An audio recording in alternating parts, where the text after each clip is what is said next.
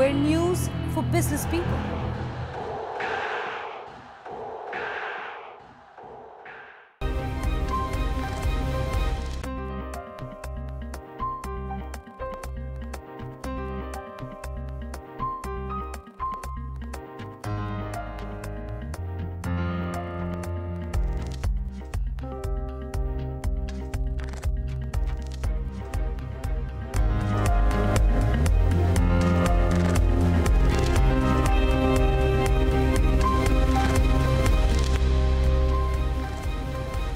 Hello and welcome. You're watching Ask BQ on Bloomberg Quint. I'm Pradeep Pandya.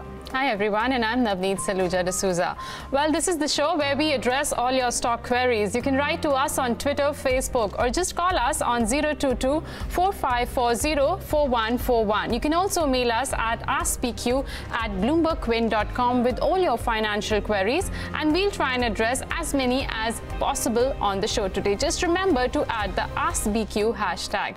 Well, let's get in our two experts of the day then. Parthiv Shah of Tracom Stock Brokers is joining us currently on the show, and we'll also get a technical analyst later. But welcome to the show, Parthiv. Good afternoon to you. Well, before we start taking your queries, let's have a look at markets. Nifty and Sensex, in fact, were not able to hold on to early bounce that we saw after a strong gap up. Market have slipped into red once again. If you look at mid-cap and small-cap indices, the story remains the same. There is little help from global markets, and FII data released over last 2 days were also quite discouraging, so to say, and that's probably the reason why traders have not been willing to buy into any bounce. Rather, there is probably shorting at higher levels. If you look at some of the heavyweights like HDFC Bank and ITC, these are primarily responsible for the kind of decline we have seen. Momentum counters like Axis Bank have also fallen today after consistent gains over last few sessions. And look at Reliance Capital. This stock is probably among the biggest losers in this week so far. It's down to 485 now. I think just 2 or 3 days back, the stock was around 470, 465 odd levels. So it's lost around 80, 90 bucks over last 3 to 4 sessions. If you look at the weekly movement, that will probably give us the clear picture. GNFC is another key loser after weak numbers from the fertilizer companies GSFC and GNFC. On the positive side, we have Rain Industries, which has bounced in today's trade. You have Diwan Housing, where there is some amount of buying interest at lower levels. And also Indian Bank is an interesting mover among all the PSU banks. If you look at it, Indian Bank has gained most today, up 6.25% in this market. Pradeep, Nifty is trading below the 10,300 mark, and we also breached the 20-day moving average of 10,277 in the intraday trade. The low for the day is 10,271, so it's not looking great at all. But let's see if today also we are able to close above the 10,300 mark, but it's not looking great at all. There has been a sell-off which has been seen across the board. But let's also welcome in Jay Thakur, CMT Assistant Vice President Equity Research at Anand Rathi. Hi Jay, good afternoon. Thanks a lot for joining us today. Let's get our viewer queries going then. Our first query comes from Mohit, who has written to us on WhatsApp. He wants to invest in the aviation space with a long-term view. He wants to know which stock should he look at. Parthiv, I'll take this question to you. There are only 3 listed players. SpiceJet has had a good turnaround in the last 2 years, I would call it. But if somebody has to look at the aviation space now, which stock would you recommend? See, we are liking the story in the aviation space. And I think, as you know, for the fact that one of the best run companies having the highest market share and one of the best strategies is Interglobe Aviation. Despite the recent hiccup that took place, I think this is a very prompt management. I think I'm sure they'll take all the remedial measures. But I think talking more about the long-term view, and I think another concern that recently has come into this sector has been the concern about the aviation turbine fuel prices. I think they are definitely going to go up slightly. And I think despite that, we believe Interglobe Aviation is one company which is extremely resilient, because if we see the historical past track record, when most of its peers were bleeding when the oil prices prices were near $80-100, I think Interglobe Aviation was still generating positive cash flow. So I think this is one company which can be very resilient at times when the aviation turbine fuel goes up. So I think this will be the most preferred bet. And I think if one wants to slightly diversify in terms of having more than one stock, then the second best pick would be SpiceJet. I think these two companies, I believe, they are very well placed in terms of the growth story going ahead. And I think oil prices also, we are not extremely bullish in the sense that yes, I think it can be in the range of 65 to max $70, and probably till I think the Saudi Aramco IPO talks happens. But I think after that, we believe that oil is still in an oversupply, and that will not be a deterrent to this sector. And especially in India, with lots of regional connectivity airports coming up, especially in the next 5 years, it will be beneficial to all these incumbents. So I think this is the longest view about the aviation sector, and the best way to play would be Interglobe Aviation and SpiceJet. So Interglobe Aviation is the top pick for you, Mohit, and if you still have some appetite, you could buy into SpiceJet as well. Sangram Nayak calls us from Bengaluru with his question. Sangram, hi, good afternoon. Hi, sir. Very good afternoon. This is Sangram from Bangalore. Yeah, what's the question? Sir, I have two queries. One is Eris Agro, one is Aztec Life Science. I hold Eris Agro 245 rupees at 20 quantity. Okay. And Aztec Life is 10 quantity at 573 rupees. What to do, sir? Horizon is next 5 to 8 years. 5 to 8 years on Eris Agro and Aztec Life Sciences. Parthiv, what's your recommendation?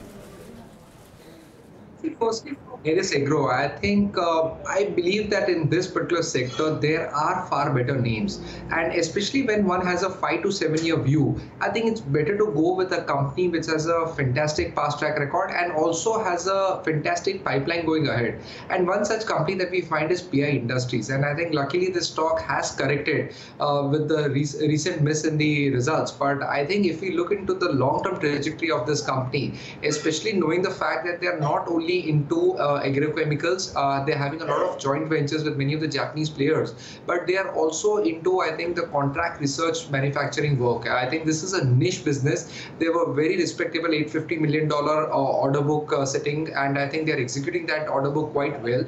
And this is more like a risk-free business wherein even if the research does not fructify, they still get their labor costs. And I think this is a very fantastic business model that PI Industry has.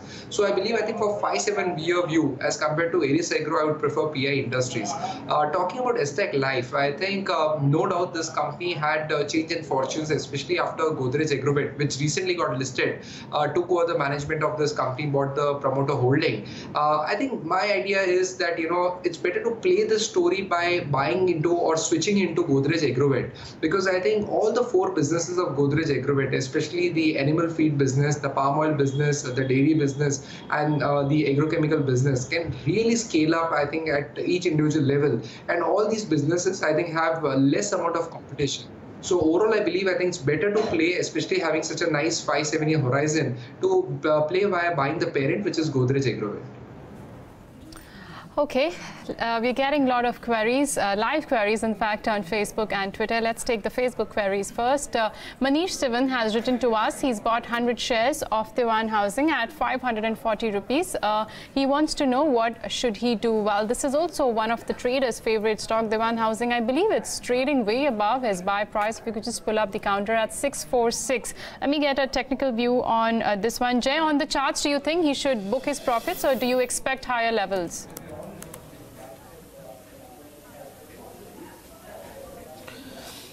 Hi, good afternoon. Well, I think that this stock has recently seen a good run up on the upside, and now I think that since we have seen a good run up and now some consolidation of profit booking can happen at these levels, so I think yes, definitely DHFL should be booked at these levels. The momentum indicators clearly seems a bit overbought at these levels, and I think although there is a probability that it takes off its recent swing highs, or I would say life highs, but then the risk reward would not match if someone really wants to hold it for the short to medium term. So I would say booking out profits would be a good strategy at these levels. So you are advised to book your profit in Dewan Housing. Let's move ahead. Navneet Nair has written to us on Facebook. What's your view on Praj Industries and Orient Hotels? These are the 2 stocks he's tracking. Well, Navneet has not really clarified whether he has a short-term or a longer-term perspective. But do you track both these stocks, Jay? You have a view on Praj and Orient Hotels? Okay, I'll just take this query, Pradeep. Navneet Nair is asking, he wants a view on Praj Industries as well as Orient Hotels. So we'll just take this question to Jay. Jay, on the charts, what's the view on Praj and Orient Hotels? Well, see, Praj, overall, I think that it has provided a very good breakout from a falling wedge pattern. Generally, whenever a stock provides this kind of a breakout with a clear buy crossover and its momentum indicators, there's quite a high chance that, you see at least a 50% retracement. In fact, the higher percentage is of 61.5 or 61.8% retracement. However, we can target 50% retracement of the entire fall. And since it has provided a clear breakout from this wedge pattern, 90 should be the immediate target. And for post 90, you can see the levels of 96 as well. On the lower side, now I believe that Praj has a very good support at around 73, 74 levels, from where it had broken from an inverse head and shoulders pattern as well. So definitely hold on to Praj. Now, as far as Orient Hotel is concerned, I think that this stock too has seen some good bounce back. But now I think at these levels, we are not expecting much of a move from these levels. I think Oriental Hotels on the upside clearly has a resistance somewhere at pegged at around 44, 45. If it manages to surpass those levels, then yes, it can see for 45, 55 to 56 as well. Failing to surpass 45 levels on the upside, can see some consolidation on the lower side, maybe around 32, 33, and on the upside 45. So I think it's a time for consolidation in Orient Hotels. It's not a time for a momentum play on the upside. Momentum play will be only above 45 for a target of 55. Okay, that's the view on Orient Hotel. We're getting a lot more live queries on Facebook. Vishal Jain has written to us. He's saying he's got Tata Motors, which he's bought at a price of 446. He wants some advice here. He's not mentioned his time horizon, but I guess the numbers have to come out. So I'll take this question to Parthiv. The stock is at 442. He's bought at 446. So still hovering around the same mark. Parthiv, what do you think he should hold on, considering this is the counter which has underperformed if I compare it to its peers? But in terms of valuations now, a lot of analysts are turning bullish in Tata Motors. Absolutely, Navneet. I think that's the case for Tata Motors, that it's a value buy right now. Yes, I think the execution really needs to come, because it's high time that despite having fantastic assets like JLR, I think the management is kind of upbeat about the product pipeline there. And I think that is where the entire value, especially in terms of the stock re-rating and even the price to earning multiple re-rating, would take place. But we are very confident that the JLR pipeline being very strong, they have many innovative new launches. They are making lots of inroads in even hybrid and electric vehicle spaces. And I think based on the pipeline and based on the luxury segment that they are focusing on, I think probably they can surprise in the upcoming quarters, especially in terms of the JLR margins. Now, coming back to the domestic business, even there, I think the management team is talking a lot about cost-cutting measures that they've taken place. And I think the right product launches, and even in the passenger vehicle segment, despite the fact that they are really laggards in terms of the market share, but I think they have made slight inroads with the new recent launches, which is a good value for money product. So I think hopefully if they can surprise in terms of the standalone numbers, especially in terms of the standalone margins, turnaround in the CV segment, and JLR firing, I think in terms of the EBITDA margins, I think that could be a massive case for re-rating of the stock. So I believe downside is very limited, but I think if one has a time horizon for 1 or 2 years, I would like to give this counter some time to perform, and we are very confident that it can get re-rated. Okay. Let's look at the next query, which is coming on Twitter from ESOF2K. He wants to invest in Bharti Airtel with a 2 weeks view. Is it the right time to invest, or rather trade? Jay, what's your call? Well, Pradeep, Bharti Airtel, one thing for sure, I believe that it has come out of the woods, and I would say that this stock, after a long consolidation, has provided a very clear breakout on the upside, which clearly sets a case for a meaningful uptrend, at least for the medium to long term. However, for the short term, what I think is that this stock has formed a good impulsive move from right from the lower end, and I think it seems to have completed 38.2% retracement. Now, I don't know when it will complete its wave 2 or a wave 2 retracement of this rise, or some consolidation, I would say, of the entire rise which we have seen right from the levels of 372 to say 564. Now, what I can suggest is that this stock has a good support around its retracement level of 50%, that comes to 470, and thereafter at 450. 470 and 450 are very good support levels, and I believe that 450 shouldn't be broken going forward in the near term. So with that as a stop loss, one can buy this, and on the upside one can target say around the levels of 525 initially, and thereafter maybe say 560 again, which is next to his previous high. So I think that should be the strategy, but whether it may or may not be achieved in 15 days, that I don't know, because how long wave 2 consolidation will take, I don't know that. But one thing is for sure, it shouldn't go below 61.8% retracement of his previous rise. Okay, let's shift focus and talk about the earnings. Welspun India is in focus after an operationally weak set of earnings in the September quarter. We're joined by Altaf Chivani, CFO of Welspun India, to help us decode the quarter gone by. Well, the stock's been trading in the positive. Hi, Altaf. Good afternoon. Thanks a lot for joining us. Just looking at your numbers, top line's seen a degrowth of almost 10%, and the margins have also seen a decline. Could you take us through the highlights of the quarter gone by? Thank you for having me here. We have seen 1,630 crore is a top line, which is during, and EBITDA of 306 crores, which is 18.8% EBITDA margin. And we have seen a profit after tax of 100 crores. Return on equity is about 18.1%. So during Q2, actually, we have seen a kind of, US, which is the largest market, single largest market in the world, and obviously the largest geography for us as well. So during the Q2, actually, the total offtake by the US retailers has come down by about 12% compared to Q1 last year. So obviously that volume has impacted, and India is the largest player in this segment with 40% market share. So that has obviously affected all the Indian players. So that has the volume drop which has happened. In our case, we also had this base effect because of the last year's issue. So both these couple of issues which has actually brought down the revenue for us at 10.6%. But we have seen actually our initiative of investing into brands for the last 2-3 years. So in fact, in the last quarter, the new campaign which we launched in India for Spaces, where we say that yahan takiye kam aur sir zyada, has actually achieved a lot of, it was well received, and we have seen about 47% growth in the Spaces branded sale here in India. Similarly, in Christy, we have been investing for last 1.5 years. So Christy was one of our crown jewels which was waiting to be polished. So we have seen about 15% quarterly growth.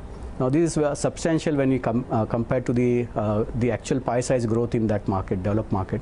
And also we have seen Christy now, which was predominantly a UK based brand. We started exporting Christy. Today we have about 24 stores in China. So in China we have seen a substantial traction there on Christy, because there's a flair for luxurious high English brand, English legacy brands over there. So that has helped us create this kind of traction in the branded revenue. Also we have seen during last quarter this new technical textile business which we started. So it's a matter of great pride for the country that our product for supplying fabric to aerospace industry has been approved by the aerospace testing laboratories. So now we can approach the customers in both US as well as Europe. So Airbus, Boeing, and ISRO and NASA, where we can start supplying once the products are approved, we can start supplying. So we have also started now broad basing our industry base from the consumer side, that is automobile. So our technical textile products have been approved for air filters by the automobile industry. It has been approved by aerospace, as I mentioned. It has been also recently the railways in Rajdhani, the napkins and pillows which were there, those were supplied by Welspun. So we are seeing a kind of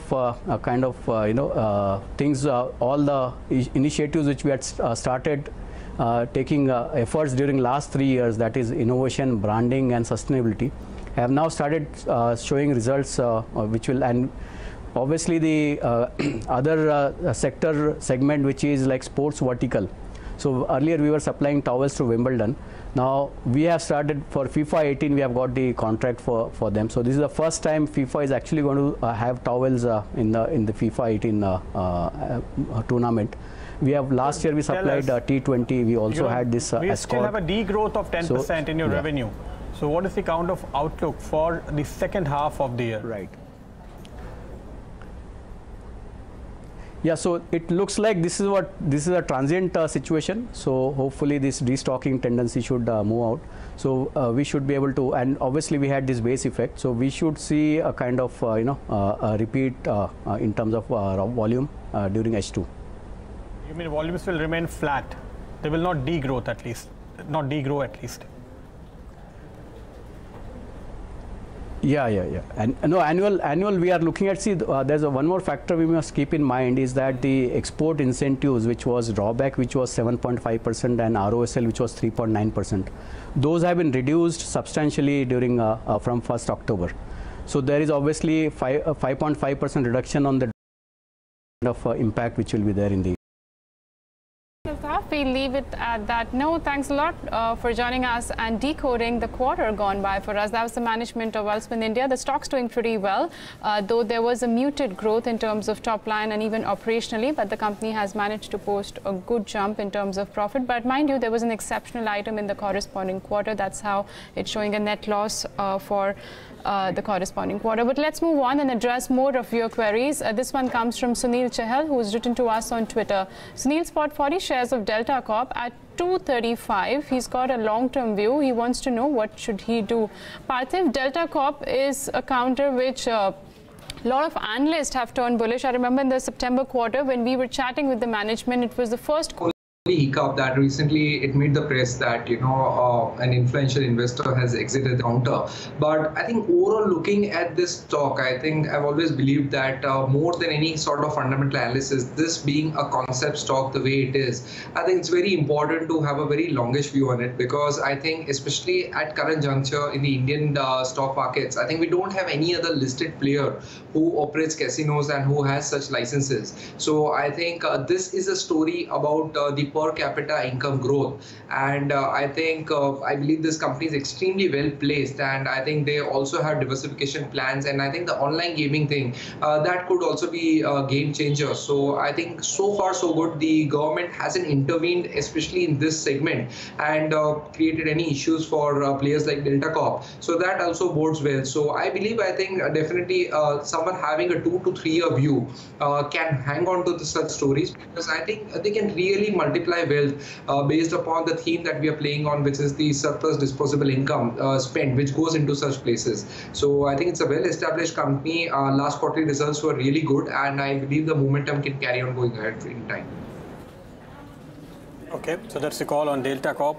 Page Industries numbers have come out, and if you look at the data flashing on the screen, bottom line is slightly above expectation, but top line there is a slight miss. So mixed numbers, I would say, and that's why Page Industries is kind of struggling at day's high level, 21,295. That's the level we actually have at this counter, up 2%. Still trying to analyze and digest the quarterly numbers.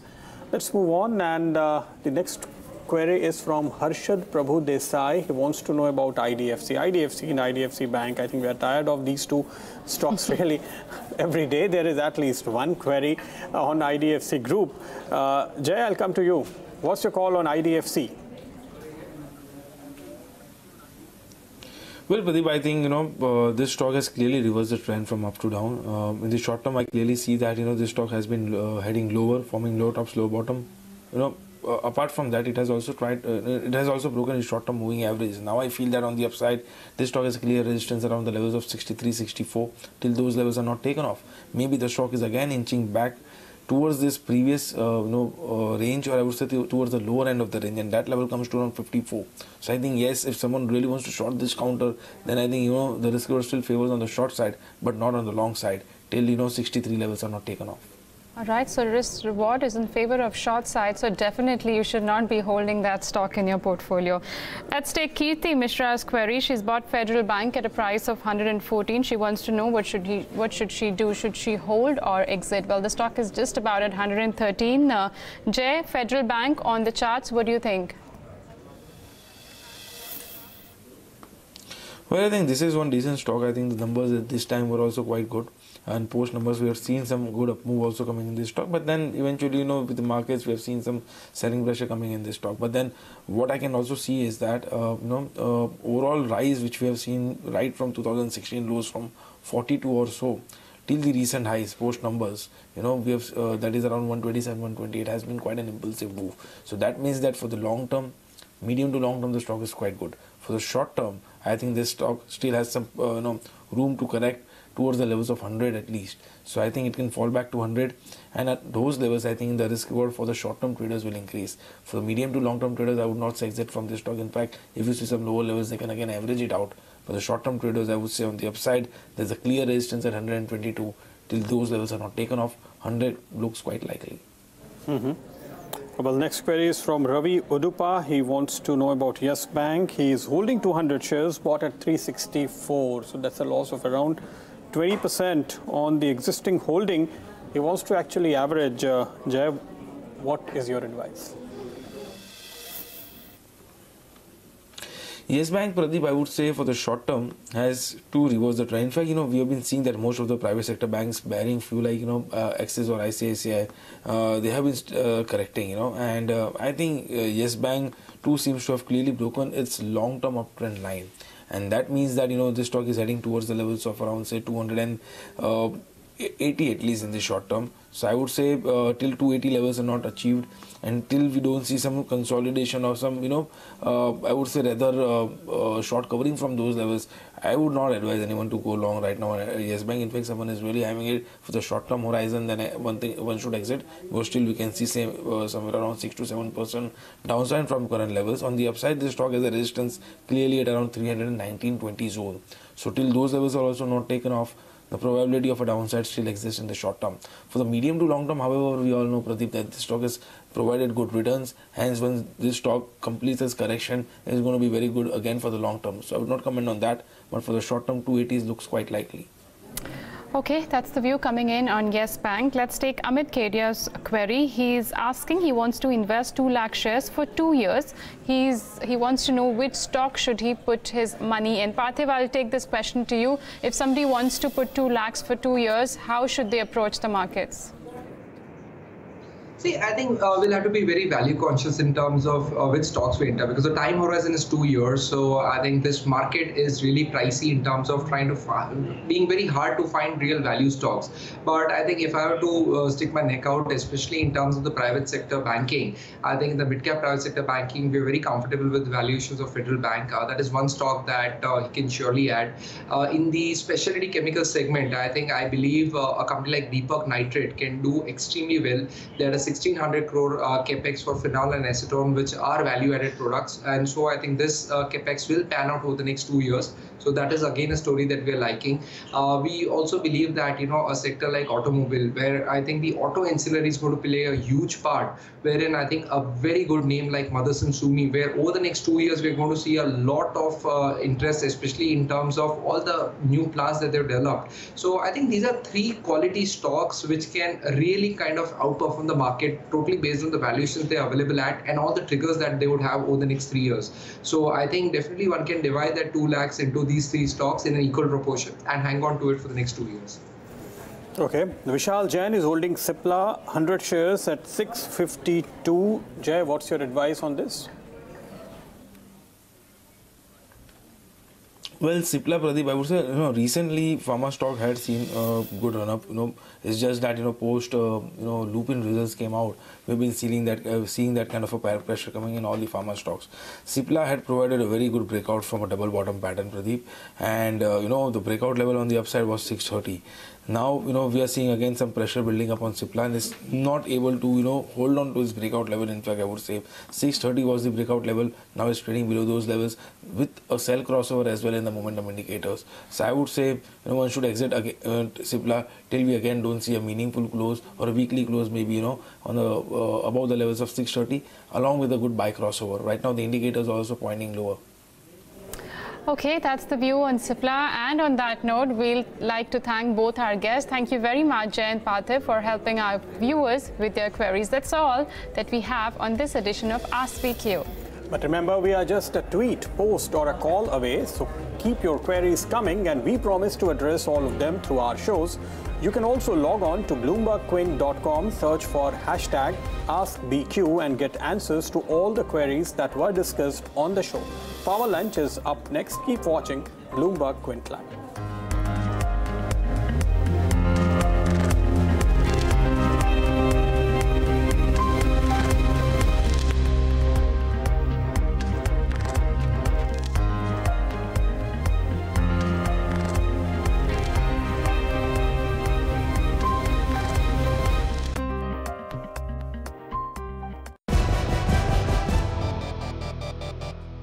Are we live?